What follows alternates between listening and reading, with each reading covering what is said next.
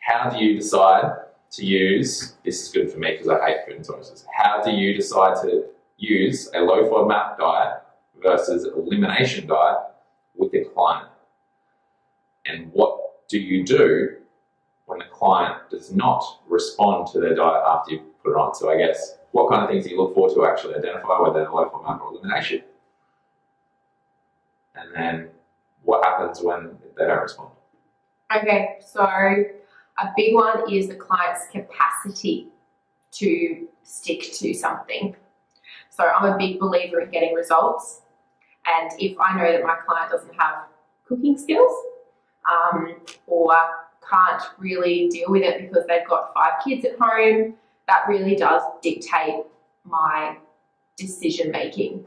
So even if in perfect world that client would probably respond to a really strict elimination diet, it may not be what I do. So perspective is taking into account the client's actual capacity to do something. So that is a big one. I know it sounds a little bit irrelevant, but it actually is hugely relevant. So that's one of them. The second would be obviously their symptoms. So in terms of low FODMAP, it's really been implemented majority of the time for varying between constipation, diarrhea, bloating, etc. So that would probably be the point in which, all right, well, you know what, low FODMAP's easy, let's do that. Alternatively, yes, someone with chemical food issues is likely to still experience low FODMAP, gut issues. But as we know, the implementation of a low chemical diet versus a low FODMAP diet is actually really difficult. So, and the foods are quite different. So generally what I would do within my diet history taking is identify what their diet is like, and that will also then help me to guide my decision making. So if someone is already consuming a lot of FODMAP foods, they've already told me if I ask them what sort of foods they believe are causing them issues. So if my client tells me that, whenever they go out to eat and they have meals out, that's when they get to really severe symptoms. Obviously a few more probing questions, but generally it can be 2 different things. It's either food chemical, because likely there's a lot of flavour enhancers, there's a lot of intense flavour, and a lot more combinations of food that are likely to elicit a response in a food chemical space compared to cooking at home. So a really good question for me is, how do you go with cooking curry at home compared to, say, going and eating curry out? That's a good one from a low FODMAP perspective as well. And then after that, I would probably then go into other things. So I would do a few questions around family history. So when you're looking at elimination diet versus FODMAP, generally low FODMAP issues would have developed later on in life or only recently. If you've got someone that's more likely to respond to a low chemical diet, you'd be wanting to know more around, okay, anyone in your family have any asthma or allergic conditions, any skin conditions, any eczema as a baby? Did your mum tell you that you were a terrible child? Because all those sort of things can obviously influence our decision making. So that would be the top 3, and I don't want to move it. So client's capacity to actually implement a strict diet. Number 2 would be, all right, what are the symptoms? If it's predominantly gut, I'd probably go low FODMAP. The other would be diet history and personal medical history. So any clues within the diet that actually suggest a particular type of approach, bear in mind that there's a huge placebo effect involved in that. So even if they tell you that there's something not right with food, they've likely got it wrong, red herring effect. And then the final one would be their personal history. So if there's any other allergic conditions in their personal history. All right, so if someone came to you with IBS, or written down that they've got IBS, they've had IBS all their life, is it FODMAP? The all your life thing is a big issue from my point of view, because generally it's not FODMAP if it's been all their life. Okay. Yep. So where's the breaking point? So if it was like before they're 12, they're all good, then after 12 it's all FODMAP, it's still, that's all your whole life? Yeah, huge. It's more like if you're over 20s, 30s. Because a lot of the time with FODMAP stuff, like elimination chemical issues as well too, but generally there's a lot more allergic type response and issues in younger childhood. They can precipitate into adulthood and they can change. So, for example, if you've got a kid with eczema or asthma, they can develop gastrointestinal issues relating to that sort of style or those issues, because generally as we age, even if we have a particular organ that we do tend to get issues with, so for example, it'd always be skin, it can actually change as we get older. So kids tend to present more so with skin and airways, and as they get older it tends to, and it can actually then go more gut. And that's just dependent upon the lifestyle obviously, but a big one is obviously hormone shifts as well, particularly with women. Sweet. So then what do you do if you put someone on a diet and then they don't respond? Yeah, so the first port of call would be making sure that they actually have done what you've asked them to do and adhered to the recommendations. So I would generally do a clean sweep, ask them what they've been doing, what they've changed, and that's where I would identify whether my information does not actually get across to them, and identify any foods that might be actually impacting on their results. Is there a certain time period? So is it like, all right, you're coming back in 2 weeks and nothing's happened, or is it 4, 6? Yeah. So 2 weeks can produce results, particularly with a FODMAP diet. But no, for most of my clients, I've been getting them within 3 to 4 weeks. And by that stage, they should have seen some improvement if there's going to be.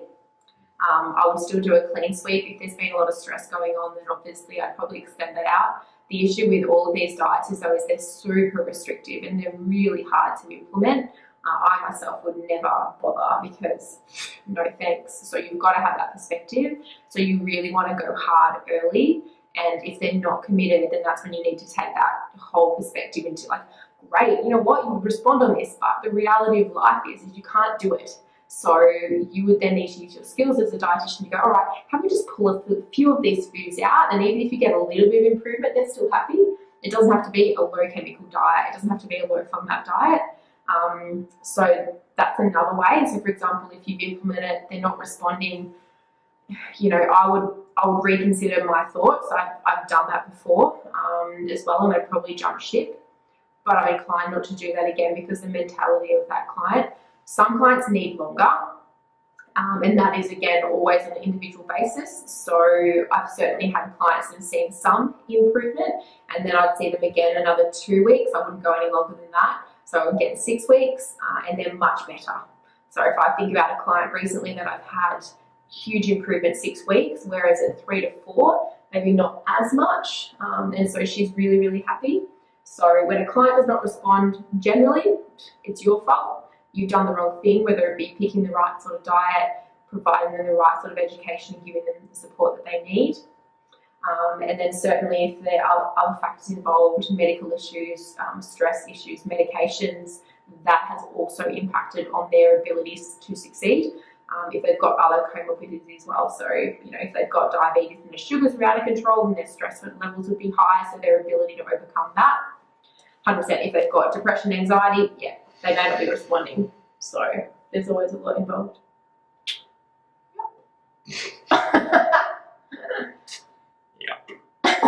This is when tough and goes, thank God, that's not what I do.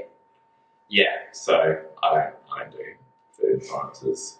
If you guys don't know, I do it. I do it pretty much for one of those things that Peter said in there. Like I've got issues. I've got whatever. Peter's tried to analyse me before. Yeah, but the reality of the situation is Tyson does not want to do it, and the symptoms aren't overwhelming his life enough that he really wants to go through it. And to be honest, I've told him, don't bother. Whatever, can't eat nuts. Who cares? It's fine. Or curries, or walk into an Indian restaurant or Thai restaurant or whatever. It's just like, just don't eat it. I remember when Tyson was over in my place and he's going, it's like, coriander, nah, that's it, nah, I'm out of here. Like, generally the food intolerant chemical people, the smell next level, they just can't go near it. I smell everything. Like people are heating up shit at work. I walk in like, oh no, who's having curry? Ugh, and then get like a headache instantaneously. Yeah. Again, so it's always in the collection of the dietary assessment that is really, really important to guide your recommendations. And just because there's this one fit all diet and elimination style diet doesn't mean that I actually do both of them to the T and to the letter. It takes a really skilled practitioner to be able to then bring in lots of other things that might be impacting on their symptoms. And there isn't a lot of good evidence, particularly around research for the elimination diet. So you really have to be guaranteed that it's going to work and you're not going to further restrict the client and really not going to get results. So it's just being aware of that and its limitations as well, because not everything is FODMAP or elimination diet. And it's nice when you talk about it, because then I just reflect. Because once I was learning a lot, and I'm like, oh, well, I had some asthma when I was a kid. My brother had a heap of eczema. Mm-hmm.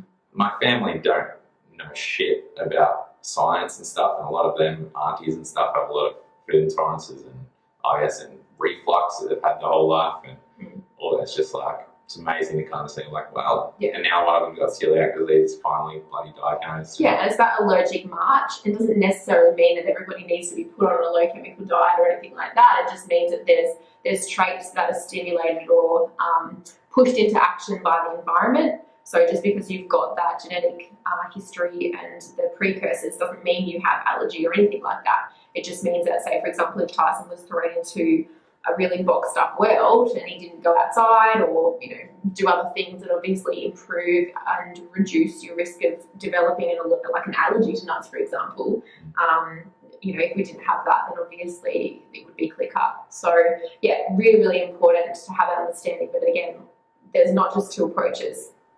And as I said, there's not a lot of really good evidence around the other. So it's just being absolute and ensuring that when you are doing these diets for people that you actually are guaranteed to try it for a time. And if it's not working, then you ensure that they go back to their normal diet. Boom.